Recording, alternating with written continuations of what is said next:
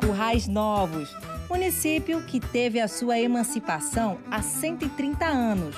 Sempre se destacou pelo seu rápido avanço, tanto tecnológico como político, econômico. Fez história no gado e no minério, além de ser hoje uma referência cultural para o nosso estado. Falar de Currais Novos também é falar do Pico do Totoró, uma formação geológica que carrega um valor cultural e histórico, localizado ao lado do açude do Totoró. É também uma região que carrega muitas lendas. Estamos ao lado agora da pessoa que está sendo literalmente a nossa guia de turismo aqui em Currais Novos, Rayane. Hoje a sua missão, além de nos guiar, é nos orientar das lendas, que eu já estou sabendo que Currais Novos é uma cidade que detém muitas lendas interessantes, né? Vamos destacar as duas principais. Félix Gomes, ele foi um coronel, né, que passou aqui na região do Totoró. Inclusive o Félix Gomes ele foi casado com Dona Adriana, que era a viúva do Cipriano Lopes Galvão, o fundador, né, da cidade de Currais Novos. Então o Félix Gomes ele era um rico fazendeiro, né, um coronel que detinha muitos bens, e ele era um homem muito ambicioso. Entendi. Então naquela época ele já velho, temendo a morte, resolveu esconder todas as moedas que ele tinha. Então ele pegou todas as moedas, trancafiou em um caixãozinho de madeira, pegou 2 de seus escravos, fez com que esses escravos conduzissem esse dinheiro até o pico. Chegando lá em cima, ele ordenou que esses escravos cavassem e enterrassem esse dinheiro. Entendi. E em seguida, para que ninguém descobrisse onde era que estava, né, escondida essa relíquia, nesse dinheiro, ele resolveu dar fim a esses 2 escravos dele, né? Deixando os restos mortais desses escravos lá em cima. Contam que para ninguém descobrir, na época as pessoas temiam subir o Pico do Totoró, que hoje funciona como um local para fazer acampamento, Sim. tudo tal, mas na época as pessoas temiam subir o pico. E tem até uma historiazinha que diz o seguinte: se você é corajoso ou corajosa, peça para sonhar com Félix Gomes. No anoitecer do dia seguinte, faça o que manda a lenda. Ou seja, se a pessoa quer encontrar onde é que está esse dinheiro de fato, né, ele vai pedir para sonhar com Félix. À noite, depois desse sonho, ele vai vir fazer tudo que Félix disser nesse sonho. Eita. Agora ele tem que trazer o amigo, né, o amigão do peito. Chegando lá, ele tem que empurrar o amigo lá de cima para poder desvendar, né, onde é que está esse mistério dessa botija. Mas aí fica essa interrogação. Será que vale a pena, né? Porque tem uma historiazinha que diz o seguinte: um amigo vale mais que 1000 tesouros. E é nessa que eu acredito. Olha só, não, é uma lenda com uma lição muito bonita, né? Interessante porque faz a gente refletir. E outra, não vão, né, assim, levar em consideração o fato de que talvez exista, não. Nesse caso, é melhor deixar quieto, né? Não compensa nem cogitar achar um tesouro a esse preço. Isso. E outra, Kelly, lendas são histórias que mexem com o imaginário e passam de geração para geração. E contam também que quem conta um conto aumenta um ponto, né? Verdade. Então, essa foi a história como eu conheci, né? Mas desde que ela surgiu, eu não sei como é que ela vem sendo passada. Então, são histórias, são coisas culturais, né, que fazem parte do nosso imaginário e da nossa comunidade. Histórias assim realmente, como eu já disse, mexem com o nosso imaginário. Muito legal. Agora não para por aí não, viu? Porque tem a lenda 2. Essa, na minha opinião, ainda é mais misteriosa. Olha só.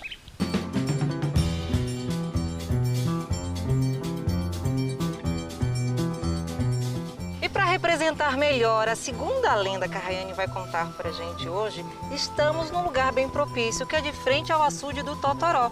Agora, Rayane, a relação com a segunda lenda é qual? Acho eu que tem a ver com uma cobra, né? Isso. Tem uma história bem interessante, né? Uma lenda aqui nessa comunidade, que ela é denominada de Lenda da Cobra, né? Entendi. E quando que isso surgiu, né? Há muitos anos atrás, posteriormente à construção desse reservatório, né? Esse reservatório foi inaugurado no ano de 1933 e posterior a isso surgiu essa lenda da cobra, que diz o seguinte: Né, que logo após essa construção, né, uns pescadores estavam aqui e avistam um enorme rolo preto se mexendo sobre as águas desse reservatório. Né, e o que seria isso? Uma cobra bem grande, né, eles contam que era uma enorme cobra, do tamanho da anaconda, essas que a gente vê aí por esses filmes, né? Mas por que essa lenda dessa cobra? Contam que após essa construção, uma jovem da comunidade engravidou. Né? E naquela época, por questão de religião, por questão de preconceito, essa jovem resolveu esconder essa gravidez. Ela não era casada oficialmente. Então, passados 9 meses, né, da gestação, ela veio até as margens do açude Totoró e deu à luz a uma criança. Sim. Essa criança era uma menina e, em seguida, para que nada fosse descoberto, ela jogou essa criança dentro do açude.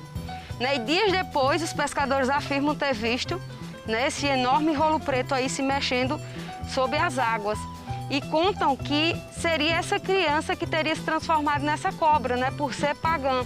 Essa criança não era batizada e acabou se transformando nesse animal. Contam também, né, reza a lenda que ela é metade cobra e metade humana. E à noite... Ah, tá. E à noite... O negócio sempre é à noite, né, minha gente? Tá no escuro, ninguém tá vendo, né? Então, à noite, quando todo mundo ia se recolher, por ela ser metade cobra e metade humana, ela saía do seu local de origem e ia até sua mãe para poder se amamentar. Olha! Contam também que em épocas que o açude está cheio, né, como agora, que está com água, ela fica abrigada aqui no reservatório. Quando esse açude seca, ela faz o percurso subindo o Pico do Totoró. Né? Então dizem, reza a lenda, né, no Pico do Totoró já tem 2 riscos. Sim. E as pessoas contam que já é essa cobra que demarcou o território. Por um lado ela sobe, pelo outro ela desce. Né? Nossa, e quem é que vai pagar para vir de noite aqui testar, hein? Eu é que não faria isso. Você já veio aqui alguma vez testar essa lenda, ver se é verídica? Não, eu não quero testar não, prefiro contar ela, mas testar não.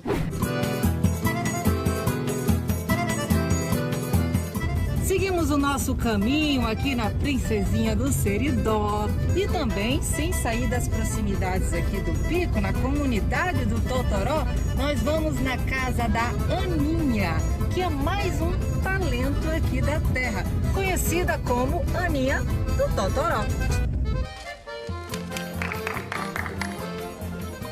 Seja bem-vindo, Kelly. Muito obrigada, Aninha. Pode entrar, seja bem-vindo. Assim, né? Pra poder ir comentando, né, Kelly? Seja bem-vindo. Então vamos prosear. E disfrute do Totoró. Uma parte das lendas aqui da região, né, da comunidade do Totoró. Agora sim, eu não tinha como vir aqui e não conhecer a personalidade aqui da região, a Aninha, que leva o nome do lugar, Aninha do Totoró. Vocês também já vão lembrar dela de um vídeo que passou alguns programas, né? Você recitando um lindo verso pra gente. Resenheiros, resenheiras do RN Seridó, falo aqui de Currais Novos, tô numa alegria só. Prazer falar com vocês, Aninha do Totoró. Cordel, a vida é dom divino. A vida é dom divino, temos que agradecer. Há dias que desmorono, outros tentam me erguer e assim sigo batalhando, pois isso é saber viver. Por mais que seja difícil, não chore, chame Jesus. Ele é o instrutor, mostra o caminho e conduz, pois foi no meio de trevas que Deus falou, haja luz. Melancolia, tristeza fazem parte, é verdade, porém nada nos é dado além da capacidade. Por que se desesperar? Deus acalma a tempestade. Ei, Deus procura outra porta. Nem penses em desistir. Se não tiver outro jeito, outro caminho pra ir, Ele vai. Divide o mar, mas faz você prosseguir. Aninha do Totoró. Aninha, seja muito bem-vinda, é a sua primeira vez aqui no Resenhas, né? Isso mesmo, eu que agradeço a oportunidade de estar passando um pouquinho do meu nome, Totoró, e levo junto à comunidade, né? O cordel que eu recito é um instrumento para poder divulgar essa bela comunidade onde eu resido. Gente, essa terra aqui tem tanto talento, é incrível como a gente anda e vai vendo que é basicamente genético. Todo mundo aqui tem uma arte, um verso lindo para recitar. E quando eu assisti o seu vídeo, eu fiquei pessoalmente, agora falando como Kelly, impressionada. Você domina muito bem, se expressa e também passa assim uma energia muito boa aqui da sua região, contando, digamos, versos da sua vivência, dos seus antepassados, né? Até porque você traz muito do seu avô. Eu queria que você então explicasse agora a raiz, né? Quando começou, você tinha, sei lá, que idade? Conta um pouquinho aí desse processo.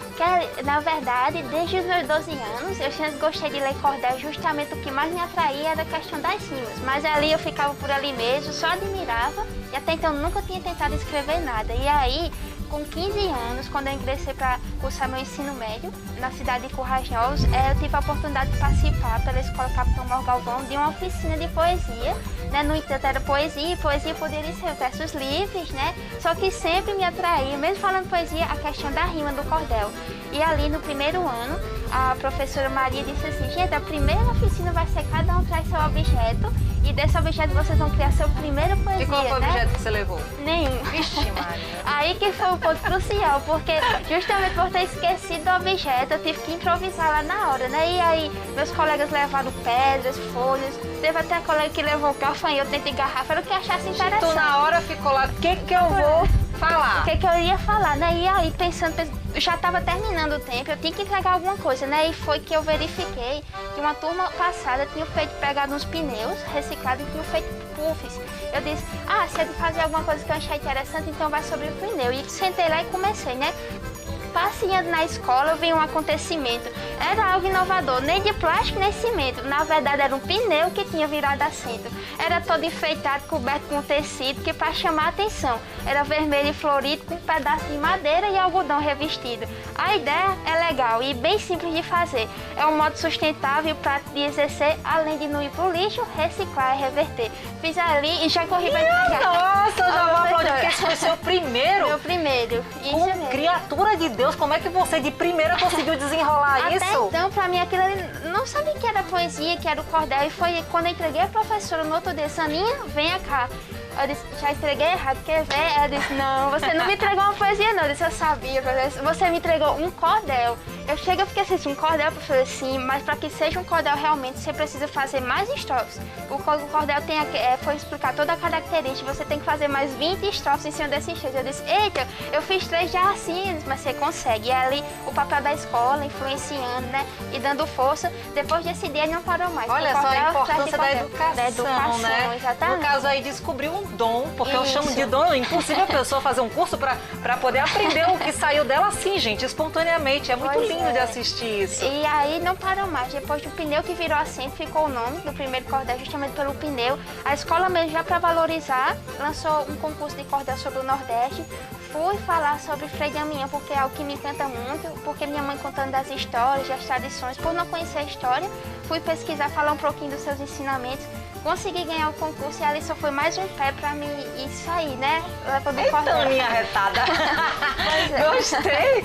Menina, olha só, a gente tá vendo aqui a história da Aninha e você falou, quando eu tinha 12 anos. Aí você tá, nossa, faz tempo. Não, gente, a Aninha tem só 18 anos, né? Isso mesmo. Inclusive, acabou de entrar, né, pra um curso na faculdade. Exatamente. Você vai se formar em quê? Eu tô no primeiro período de Ciências Biológicas, estou cursando pela FCG, em Cuité. E aí o pessoal até falou assim, Aninha, você vai pra Biologia, o cordel é pra ir pra letra. Eu disse, não, eu vou pra Biologia, mas eu levo o cordel comigo também. Eu achei isso tão curioso, gente. Como é que você vai imaginar que vai misturar Biologia e cordel? Você olha assim e fala, não tem como. Pois eu lhe digo, essa aqui conseguiu? Tem como? Tem como sim. Eu queria que você demonstrasse um pouquinho do que seria a mistura do cordel com a Biologia, pode ser? Pode ser. E assim, a gente já tem... Eu peguei o palco, né, principal aqui do Totoró, realmente, a beleza. É a minha maior inspiração. É o lugar onde eu vivo, né? E assim, falando um pouquinho da cultura, eu fiz um trabalho, tá até nas minhas redes sociais, que foi justamente falando da etnozoologia. É exatamente esse conhecimento popular das pessoas, né? E aí, eu rimo até no final. É um grande ensinamento que a etnologia já rima com biologia ali, né? E ali eu falei um pouquinho sobre o nome dos pássaros, do local, e consegui até uma boa nota com a dívida, porque misturou, né? Ali. Não tem como ser uma boa nota, porque olha, uma poesia dentro da biologia. Você foi falando aí, basicamente, como uma professora ensinando.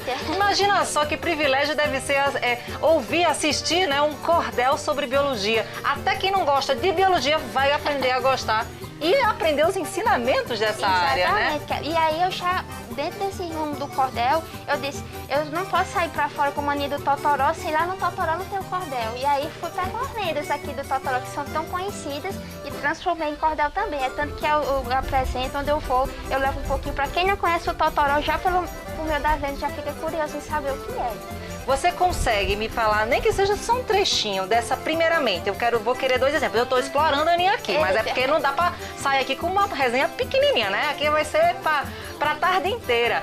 Mas eu queria saber como é que seria essa mistura da biologia com cordel. Um trechinho assim para a gente ter uma noção. Nossa, pronto, eu falei assim, né? A questão do trabalho, era um trabalho sobre Jaçanã.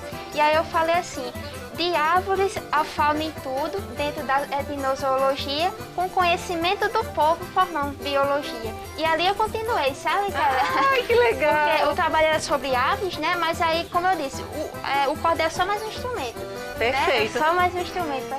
Aproveitando que nós viemos, né, como eu abri aqui falando, lá do lugar em que aprendemos as lendas, você fez o cordel também a respeito disso aqui, também né? Cultura e história da sua comunidade. Isso mesmo. Conta pra gente um trechinho de uma lenda que você transformou em cordel. Uma das mais conhecidas, e até o pessoal ainda procura porque diz que existe ainda hoje, que ela fica essa perspectiva, a lenda da Botija do Pico, né? Sim. A lenda muito conhecida, a lenda conta a história de um baú misterioso que Dr. Félix Gomes, de Dona Adriana Esposo, escondeu todo seu ouro em um plano ambicioso. Mesmo sendo coronel dos mais ricos fazendeiros, o homem era tão suvino que quando tinha dinheiro, jogava lá no baú e enterrava no terreiro. E pensando na herança, né, sem querer deixar a herança, chamou então 2 escravos no qual tinha confiança, para levar o baú para um lugar de segurança. Os 3 subiram o pico até certa região, jogaram o baú na loca e o coronel na aflição, ainda empurrou os escravos temendo uma traição. E assim ninguém sabe o certo, o lugar onde ela está.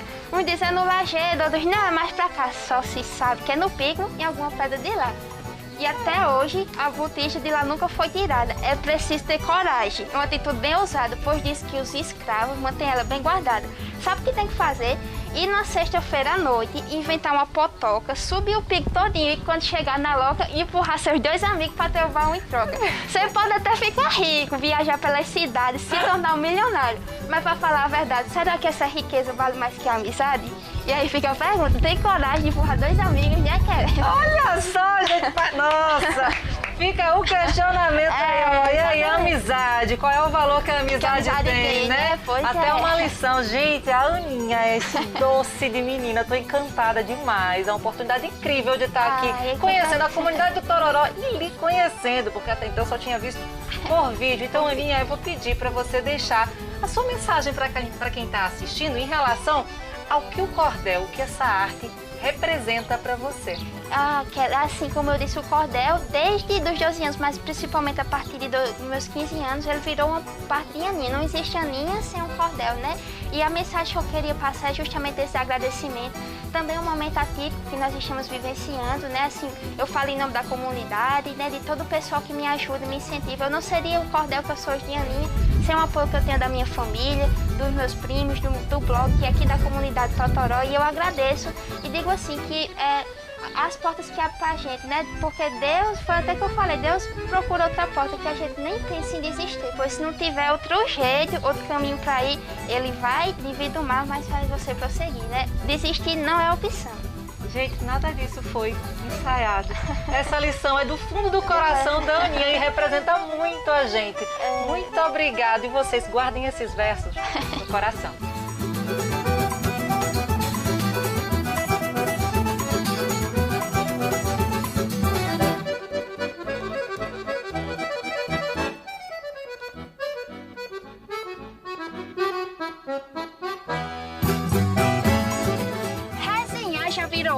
Pra cultura é uma ceia, o potiguar necessita, é nutriente pra veia.